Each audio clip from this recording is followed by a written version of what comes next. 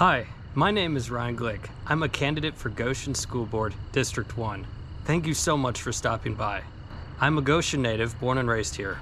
I'm married to my wife, Salam, and we have one son, Leo. I'm running for Goshen School Board in support of parental rights, transparency of the board, educational excellence, and fiscal responsibility. We as parents have a primary interest in the education of our children. Our children belong to us, not the state and not special interest groups. This requires that the school board be both accountable to and transparent with us. They should represent parents first and foremost. Obscuring what is happening in the schools, what is being taught, or what is being done is not acceptable. Information should not require freedom of information requests, and the school board should desire the input of parents. I'm supporting educational excellence because we as a system have gotten away from that. Goshen Schools has struggled with proficiency for years, but as could be seen here, since 2014, our scores have declined dramatically. Last year, only about 1/4 of our students passed both their English and mathematics assessments on proficiency. This cannot go on. Our schools used to be the best in the world. While we pump millions of dollars into buildings and extras, the primary role of our schools, education, is being passed over, and the effects of this is devastating for our children and future generations. I quote, 30 countries now outperform the United States in mathematics at the high school level.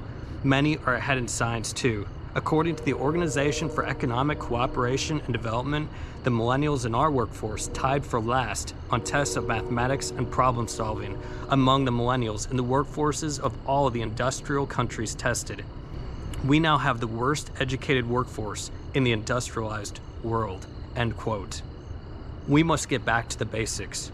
Phonics-based reading and writing, mathematics that is integrated and clear, and literature that promotes thinking and good character. We must remove those things which are contrary to this and are a distraction, like radical racial, gender, and sexual ideologies, pornographic and comprehensive sexual education, radical political ideas, and activism. Finally, we must support fiscal responsibility. I have run my own businesses.